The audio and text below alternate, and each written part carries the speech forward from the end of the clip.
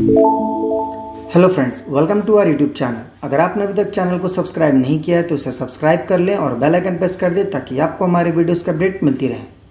तो चलिए शुरू करते हैं इसी के साथ आज का अपना वीडियो। तो हमारा वीडियो है जीएस टेस्ट पेपर 163 और आज का हमारा पहला क्वेश्चन है, which among the following schools of philosophy advance the materialistic view of life.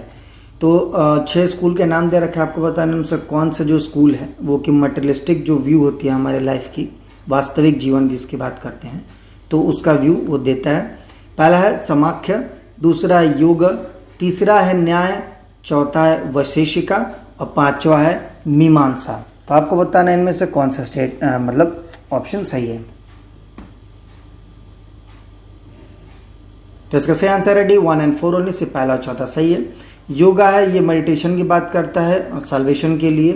मीमांसा है ये लॉजिक बताता है, मतलब लॉजिक देता है साल्वेशन के लिए, साल्वेशन का मतलब होता है मोक्ष। वहीं जो न्याय है ये लॉजिक टू गेट नॉलेज की बात करता है कि आप लॉजिक लगाइए नॉलेज लेने के लिए ताकि आप मोक्ष की प्राप्ति कर सकें। तो चलिए इसी के साथ बढ़ते हैं अपना अगले क्वेश्चन की तरफ। Question number 2, if a commodity is provided free to the public by the government then, अगर कोई सामान है जिसको पब्लिक को फ्री में दिया जाता है भारत सरकार द्वारा, तो वो क्या होता है, मतलब उसके बाद क्या होगा आपको बताना है। तो इसका सही आंसर है C, the opportunity cost is transferred from the consumers of the product to the tax paying public. जो उसकी अपॉर्चुनिटी कॉस्ट होती है वो कंज्यूमर से हटा के उन लोगों पर डाली जाएगी जो कि टैक्स पे करते हैं। कहने का मतलब है कि जैसे कोई गरीब है, अगर उसको खाना देते हैं फ्री में देते हैं तो उसका जो खर्च होगा वो कहीं ना कहीं उन पे आके फॉल करेगा जो कि टैक्स पे करते हैं। तो चलिए इसी के साथ बढ़ते हैं अपना अगले क्वेश्चन की तरफ। Question number 3, with reference to the Calcutta session of 1906 of the Indian National Congress, consider the following statement। अगर कैलकाटा सेशन की बात करें 1906 की इंडियन नेशनल कांग्रेस के संदर्भ में, तो 3 स्टेटमेंट दे रखा है, आपको बताना है कौन सा सही है। पहला है, Mohammad Ali Jinnah acted as a Dadabhai Naoroji secretary in this session. जो मोहम्मद अली जिन्ना थे उन्होंने दादा भाई नारोजी के सेक्रेटरी का किरदार इस सेशन में निभाया था। सेकंड है, the goal of the Congress was declared as a swaraj और सेल्फ गवर्नमेंट। और जो कांग्रेस का गोल है स्वराज की मांग जो की थी सेल्फ गवर्नमेंट की, वो इसी सेशन में किया गया था। थर्ड है, the resolution supporting the programs of swadeshi and national education was passed. और एक रेजोल्यूशन पास किया गया था जिसमें स्वदेशी और नेशनल एजुकेशन की बात की गई थी। तो आपको बताना है इनमें से कौन सा स्टेटमेंट सही है। तो इसका सही आंसर है डी 1, 2 और 3, यानी कि तीनों ही सही है। जिन्ना इंडिया में आए थे जब वो बैरिस्टर बन गए थे तो 1906 में वो आए थे एज अ सेकुलर लिबरल और नेशनलिस्ट, और वो दादा भाई नारोजी के फॉलोअर भी थे। तो चलिए इसी के साथ बढ़ते हैं अपने अगले क्वेश्चन की तरफ। Question number 4, with reference to the coral reefs consider the following statement. Coral reef के संदर्भ में 3 स्टेटमेंट है, आपको बताना है कौन सा सही है। पहला है, they generally require cold water condition to survive, यानी उनको जो जनरल वे में अगर बात करें तो उनको ठंडा पानी चाहिए जीने के लिए। सेकंड है, they are found in deep sea water, यानी कि वो डीप सी वाटर यानी गहरे समुद्र में पाए जाते हैं। थर्ड है, their skeleton is composed of dolomite and limestone, यानी जो उसके स्केलेटन जो हड्डियां होती हैं वो डोलोमाइट और लाइमस्टोन से यानी चूना से बना होता है। आपको बताना है इनमें से कौन सा स्टेटमेंट सही है। तो इसका सही आंसर है बी 3 ओनली, सिर्फ थर्ड वाला सही है, पहला दूसरा गलत है। अलग अलग कोरल अलग अलग टाइप के होते हैं, कुछ होते हैं जो डीप सी होते हैं तो वो ठंडे पानी चाहिए, सनलाइट की ज़रूरत नहीं पड़ती। वहीं जो कुछ ऐसे कोरल्स होते हैं जो कि अपर सी पे रहते हैं वो रीफ बनाते हैं, यानी कि एक बैरियर की तरह फॉर्म करते हैं। एग्जाम्पल के तौर पर ग्रेट बैरियर रीफ है या ट्रायंगल कोरल रीफ है हमारा, तो वो 20 से 30 डिग्री सेल्सियस पर सर्वाइव करते हैं और उनको सनलाइट की ज़रूरत पड़ती है। जो कोरल रीफ बनाते हैं उनको वार्म वाटर यानी हल्के गर्म पानी की ज़रूरत पड़ती है जीने के लिए। तो चलिए एक साथ बढ़ते हैं अपने अगले क्वेश्चन की तरफ। Question number 5, with reference to the right to information act 2005 which of the following statement is और आर करेक्ट। जो आरटीआई था 2005 में उसके संदर्भ में 2 स्टेटमेंट है, आपको बताना है कौन सा सही है। पहला है it provides for the appointment of a public information officer in each department, यानी ये कहता है कि हर पब्लिक इंफॉर्मेशन जो ऑफिसर है हर डिपार्टमेंट अपॉइंट होना चाहिए। सेकंड है no court can entertain any suit application or other proceedings in respect to any order made under the act, यानी कि कोई भी कोर्ट अगर कोई सूट हो एप्लीकेशन हो जो कि या प्रोसीडिंग्स हो जो कि आरटीआई से जुड़ा हो वो उसको एंटरटेन नहीं करेगी, यानी कि उसको लेगी बिल्कुल नहीं। तो आपको बताना इनमें से कौन सा स्टेटमेंट सही है। तो इसका सही आंसर है सी, बोथ 1 and 2, यानी कि दोनों स्टेटमेंट सही है। तो चलिए बढ़ते हैं 6 साथ अपने अगले क्वेश्चन की तरफ। Question number 6, which of this statement above is और आर करेक्ट। दो स्टेटमेंट है, आपको बताना है कौन सा स्टेटमेंट सही है।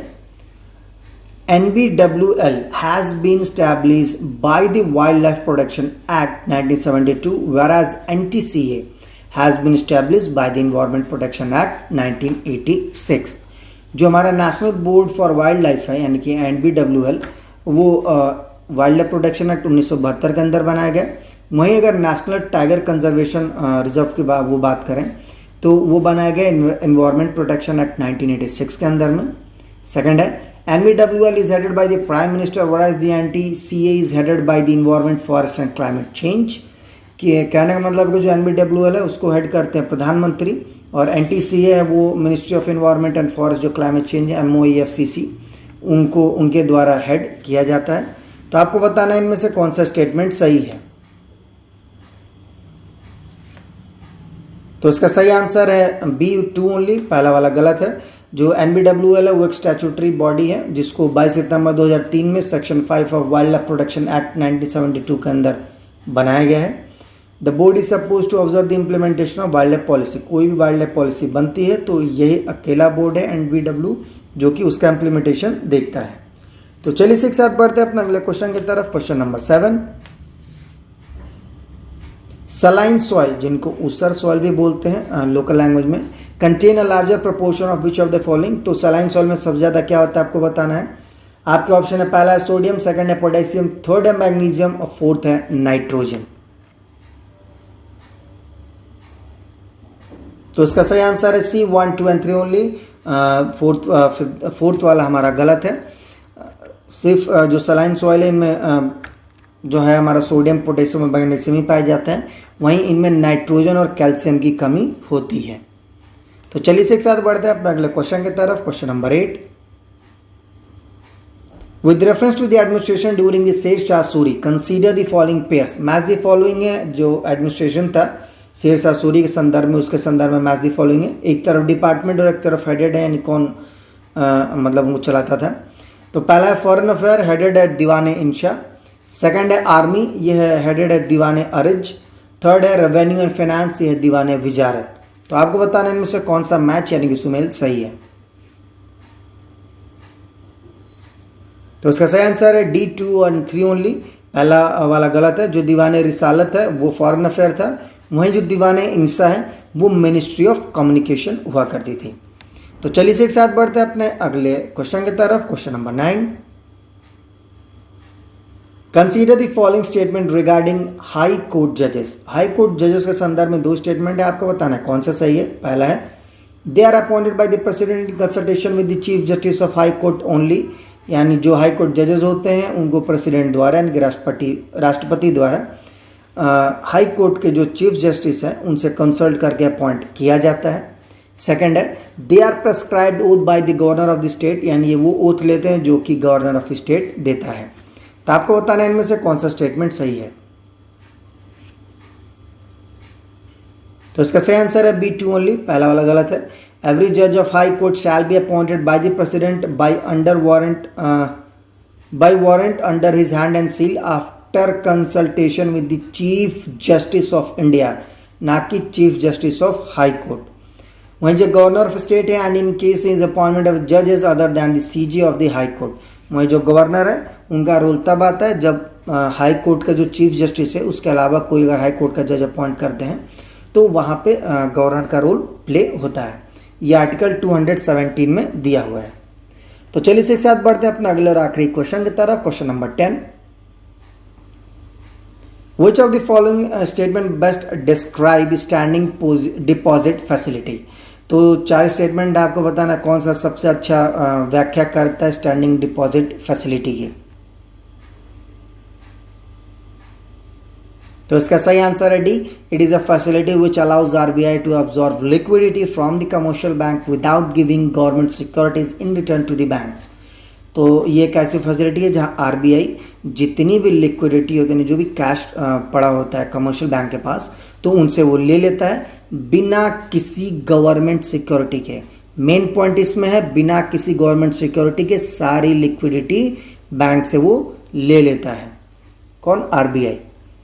तो फ्रेंड्स, इसी के साथ आज का हमारे वीडियो समाप्त होता है। जाने से पहले हम आपको हमारा लास्ट वीडियो यानी जो जीएस टेस्ट पेपर 122 था, तो उसका जो क्वेश्चन ऑफ द डे था उसका आपको आंसर बता देते हैं। तो हमारा क्वेश्चन ऑफ द डे था, with reference to the religious practice in India the Sarvastivadin sect belong to. तो इस सेक्ट किस चीज से बिलोंग करता था, किस रिलीजियस प्रैक्टिस से? तो इसका सही आंसर है डी, बुद्धिज्म।